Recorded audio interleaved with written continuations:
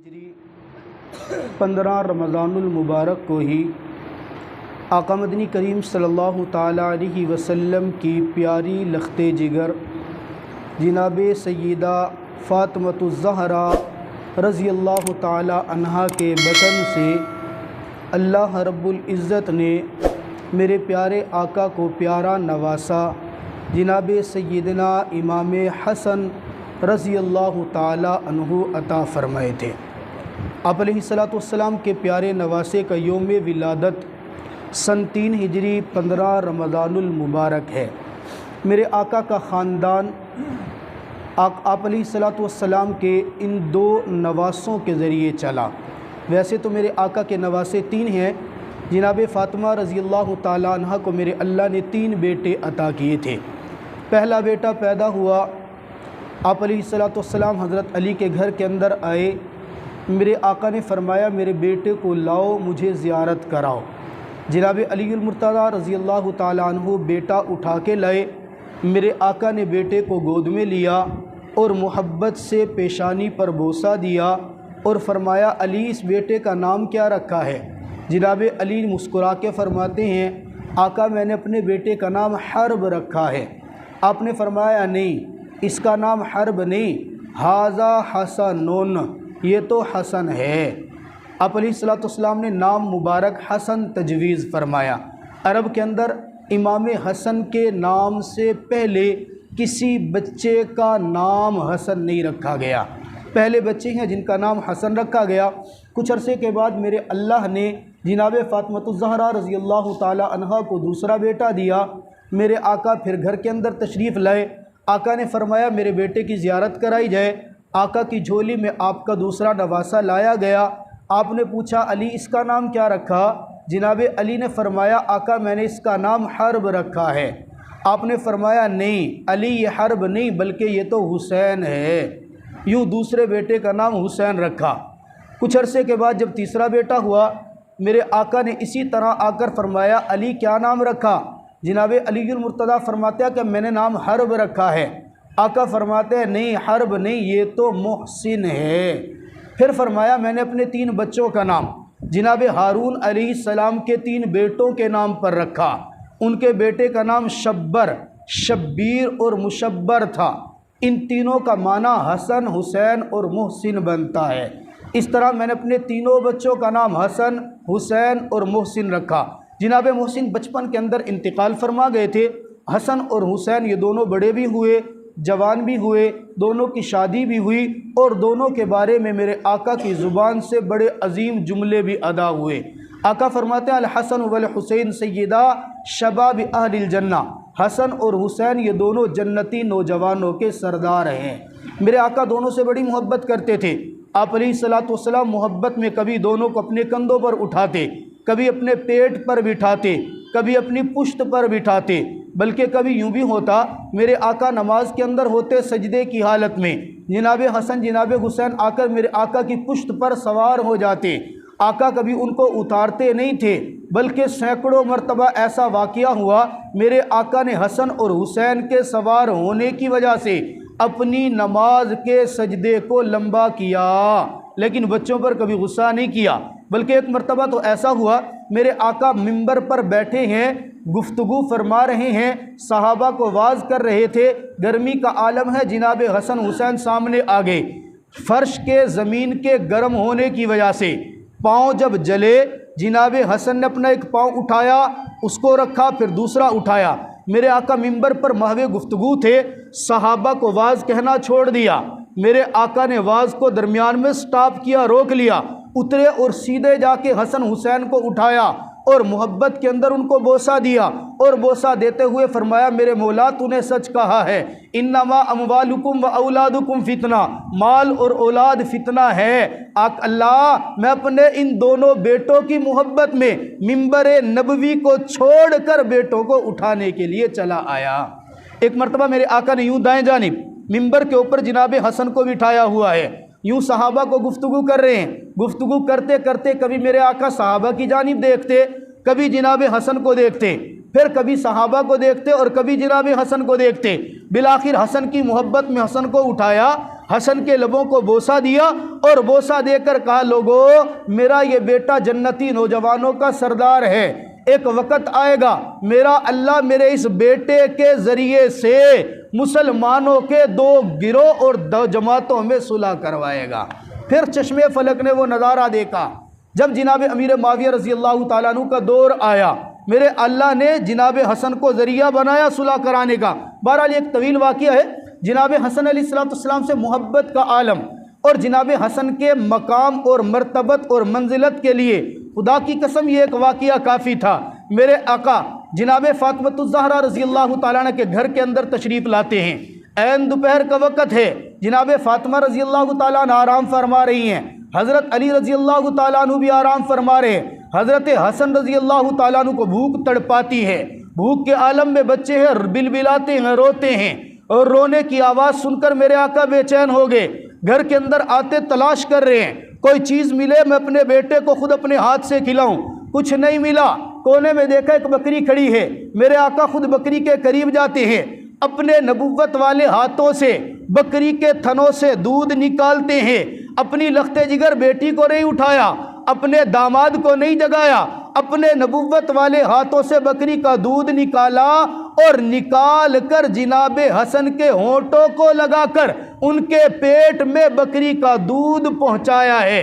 اندازہ کرے اس بچے کے شان اور مقام پر، جس کے لبوں کے اندر، جس کے منہ کے اندر میرے آقا کے ہاتھ سے دودھ نکالا گیا اور اس دودھ کو پلایا گیا۔ جب بچے نے سیر ہو کر پی لیا، حضرت امام حسن مسکرائے، میرے آقا فرمانے لگے حسن دودھ تیرے پیٹ میں گیا، بھر مجھ محمد کا پیٹ گیا ہے۔ یہ امام حسن رضی اللہ تعالیٰ عنہ 15 رمضان المبارک کو یوم ولادت ہے۔ جناب امام حسن رضی اللہ تعالیٰ عنہ کو میرے اللہ نے ذہانت بڑی غضب کی عطا کی، سخاوت بڑی غضب کی عطا کی، حسن بڑا کمال کا عطا کیا۔ سخی اتنے ہیں، فرماتے ہیں ایک مرتبہ میں گیا اپنے بھائی کے ساتھ، جناب حسین اور جناب عبداللہ یا جعفر نام ہے، 3 بھائی ہیں، ہم گئے حج کے اوپر۔ راستے کے اندر ہمیں ایک بڑھیا کی جھونپڑی کے اندر ٹھہرنا پڑ گیا، موسم خراب ہو گیا، ہمیں رات گزارنی پڑی۔ رات گزارتے گزارتے وہ موسم کی خرابی 8 دن پر محیط ہو گئی، 8 دن لگاتار وہ میزبان ہمارے روزانہ تازہ گوشت ہمیں لا کر کھلاتے تھے۔ اپنا اونٹ ذبح کیا، گوشت ہمیں کھلایا، جو بچ گیا تقسیم کیا، اگلے دن دوبارہ نیا اونٹ ذبح کیا، اس کا تازہ گوشت کھلایا۔ کہتے میں نے کہہ دیا، میں نے کہا اماں جان آپ کے گھر کے اندر مہمان آئے ہیں، ایک اونٹ ذبح کیا اگلے دن وہی گوشت کھلا دیتے تو کافی تھا، نیا اونٹ ذبح کرنے کی ضرورت تو نہیں تھی۔ کہنے لگے بیٹا ہم میزبان لوگ ہیں، مہمان نوازی کرتے ہیں، ہم نے کبھی عام سے مہمان کو باسی گوشت نہیں کھلایا، آپ تو پھر خاندان نبوت سے ہو، آپ کو ہم کیسے 2 دن کا باسی گوشت کھلا دیں۔ مہمان نوازی کا وقت گزر گیا۔ جناب امام حسن فرماتے ہیں ہم بھی کیا آئے، کبھی چکر لگے نا ہمارے علاقے کے اندر ہم سے ملاقات ضرور کرنا۔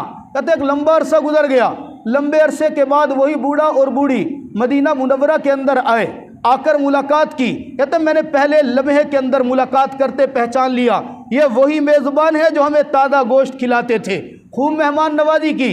جب جانے لگے تو میں نے کہا ہمارے گھر کے اندر کچھ ہے، 1000 بکریوں پر مشتمل ریوڑ ان کو انعام کے طور پر عطا کیا۔ یہاں سے گئے امام حسین کے پاس، امام حسین پوچھتے ہیں بھائی حسن نے کیا دیا؟ کہا 1000 بکریوں پر مشتمل ریوڑ دیا۔ کہا انہوں نے 1000 بکریاں دی، میں 2000 بکریوں پر مشتمل ریوڑ انعام پر دیتا ہوں۔ اور جب تیسرے بھائی کے پاس گئے، انہوں نے پہلے دونوں بھائیوں سے بڑھ کر ان دونوں کی ضیافت اور اکرام کیا۔ یہ خاندان نبوت۔ ایک آ گیا مقروض آدمی، آ کر کہتا ہے جناب نبی پاک صلی اللہ تعالیٰ علیہ وسلم کے نواسے، میں قرض دار ہوں، میرے اوپر قرض بہت زیادہ ہے، میری مدد کیجئے، میں قرض اتارنا چاہتا ہوں۔ ٹھنڈی آہ بھر کر کہنے لگے آج میرے وہ حالات نہیں ہیں جو پہلے حالات ہوتے تھے، لیکن تم آئے ہو میری چوکھٹ پر، میں کچھ نہ کچھ ضرور دوں گا۔ خادم کو بلا کر پوچھا گھر میں کچھ ہے؟ کہاں 200 اشرفیہ 200 درہم موجود ہے، 200 درہم یا 2000 درہم، موجودہ دور میں ان کی قیمت 2 کروڑ روپے سے زائد بنتی ہے۔ کہا وہ موجود ہے، کہا ان کو ایک تھیلی کے اندر ڈال کر لاؤ۔ کہا وہ جو میں نے 500 اشرفی 500 دینار تمہیں سونے کے دیے تھے وہ بھی تو رکھے تھے کسی کام کے لیے، کہاں وہ بھی رکھے؟ کہا وہ درہم بھی لاؤ دینار بھی لاؤ، تھیلیوں کے اندر پیک کرو، اور اس مقروض آدمی کو بلایا، پھر کہا ایک غلام کو بلا کر لاؤ، غلام کو بلایا گیا، کہا غلام یہ ہمارے در کے اوپر سوالی بن کر آیا، یہ درہم بھی اٹھاؤ دینار بھی اٹھاؤ، کندھا بھی اس کا استعمال نہیں کرنا، کندھا بھی میرا غلام اپنا استعمال کرے گا، درہم دنانیر کو اپنے کندھے پر اٹھا کر اس کے مقام تک پہنچا کر چلے آنا۔ یہ سخاوت کا عالم ہے۔ اور ذہانت فطانت کتنی تھی! جناب علی المرتضیٰ رضی اللہ تعالی عنہ اپنے اس بڑے بیٹے کے ساتھ بڑی محبت کرتے، بڑا احترام کرتے، بڑا ان کا اکرام کرتے۔ جب یہ مجلس کے اندر سامنے بیٹھے ہوتے، جناب علی المرتضیٰ ادباً اپنے بیٹے کے احترام میں عموماً گفتگو نہیں کیا کرتے، بیٹے سے کہا کرتے تھے بیٹا تو تقریر بڑی اچھی کرتا ہے، میں تیرا خطبہ سننا چاہتا ہوں، تو نانے پر گیا۔ جناب علی المرتضیٰ رضی اللہ تعالیٰ فرماتے تھے ما اشبہ برسول اللہ صلی اللہ علیہ وسلم من الرأس الی الصدر، میرے آقا کے سر سے لے کر سینے تک حسن کے علاوہ کوئی اور اتنی مشابہت نہیں رکھتا جتنی مشابہت جناب حسن میرے آقا کے ساتھ رکھتے ہیں۔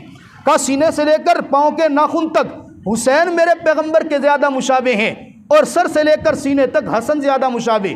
فرماتے ہیں میں تیری تقریر سننا چاہتا ہوں۔ کہا ابا جان آپ کے سامنے کیسے تقریر کروں؟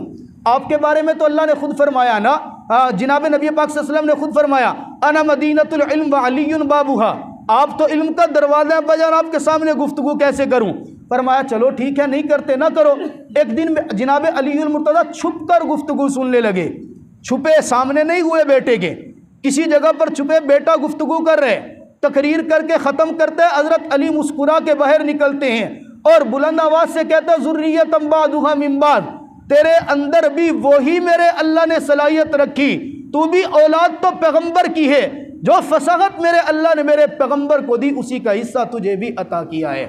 ایک کیس آ گیا جناب علی المرتضیٰ، بڑا دلچسپ کیس ہے۔ اور کیس کیا ہے؟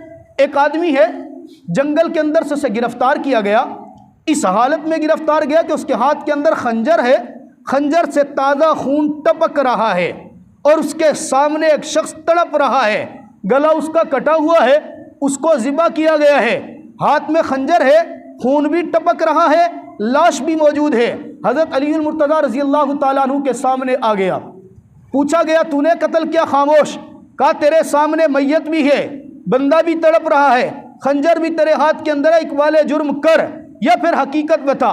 نوجوان نے کہا جی میں نے قتل کیا، اقرار جرم کر لیا، اقبال جرم۔ اب فرد جرم عائد کرنے کا وقت ہے، ابھی اس کے خلاف فیصلہ صادر نہیں ہوا، جناب علی المرتضیٰ کی زبان نہیں کھلی، ایک شخص بھاگتا ہوا ہے، علی علی امیر المؤمنین ہے، صبر کیجئے بات سن لیجئے، قاتل یہ نہیں ہے، قاتل میں ہوں، خنجر اس نے نہیں چلایا، خنجر میں نے چلایا، گلا اس نے نہیں کاٹا، گلا میں نے کاٹا ہے، سزا مجھے دیجئے۔ حضرت علی المرتضیٰ رضی اللہ تعالیٰ پریشان، کیا کیا جائے؟ ایک طرف یہ اس کے ہاتھ کے اندر خنجر ہے، خون بھی ٹپک رہا ہے، لاش کے قریب سے بھی یہ ملا ہے، جرم بھی خود قبول کر رہا ہے، ایک طرف دوسرا شخص آ کر کہتا ہے قتل میں نے نہیں کیا، قتل اس نے کیا ہے، کیا کیا جائے؟ تحقیق کی گئی، تفتیش کی گئی، پتہ چلا جس کے ہاتھ کے اندر خنجر ہے وہ قاتل نہیں ہے، پتہ چلا قتل اس نے نہیں کیا، قتل دوسرے نے کیا ہے۔ اچھا یہ خنجر کیسا؟ اس سے پوچھا تو کیا کر رہا تھا؟ کہا میں جنگل کے اندر اپنا ایک بکرا ذبح کرنے کے لیے آیا تھا، آپ میرے ساتھ چلیں، فلاں جگہ پر بکرا میں نے ذبح کیا، جا کر دیکھا بکرا واقعی ذبح شدہ ہے۔ کہا میں نے بکرا ذبح کیا، اسی خنجر سے ذبح کیا، خنجر کے اوپر خون بکرے کا لگ رہا تھا، میں نے سوچا کہ چلو اتنی دیر میں بکرا ٹھنڈا ہوتا ہے، میں کچھ پیشاب کر لیتا ہوں، قضائے حاجت سے فارغ ہو جاتا ہوں۔ بس میری قسمت کہ میں قضائے حاجت کے لیے سائڈ پہ نکلا، سامنے وہ میت، وہ بندہ جس کا گلا کاٹا گیا وہ بھی موجود ہے۔ اب سامنے وہ موجود تھا، ہاتھ میں میرے خنجر تھا، اتفاقاً اوپر سے پولیس والے بھی آ گئے۔ اب میں لاکھ انکار کرتا کہ میں نے ذبح نہیں کیا، میں نے قتل نہیں کیا، خنجر میں نے نہیں چلایا، کسی نے ماننا تو تھا نہیں، کیونکہ ماحول ایسا بن گیا، میں نے اقرار کر لیا کہ میں نے ہی قتل کیا ہے۔ اب جناب علی المرتضیٰ رضی اللہ تعالیٰ عنہ بیٹھے ہیں، فیصلہ کیا کیا جائے؟ بیٹے کو بلا لیا، حسن آؤ، اللہ نے آپ کو بھی بڑا علم دیا، مشورہ دیجئے کیا کریں یہاں پر۔ ایک طرف اس کے ہاتھ کے اندر خنجر ہے، اقبال جرم اس نے بھی کیا، اور دوسری طرف اس نے اقرار کیا، اس نے آ کر اس کی جان بچائی ہے، قاتل نے قتل کا اعتراف بھی کیا، ساتھ جان بھی بچائی، کیا کریں؟ کہا ابا جان میرا مشورہ یہ ہے دونوں کو معاف کر کے آزاد کر دیا جائے۔ جناب علی المرتضیٰ پوچھتے کیسے؟ کوئی دلیل ہے؟ کوئی قرآن و حدیث کے اندر سے کوئی دلیل تو دو۔ قاتل نے خود اقرار کیا اور آپ کہہ رہے اس کو چھوڑ دو. کہا ابا جان اس نے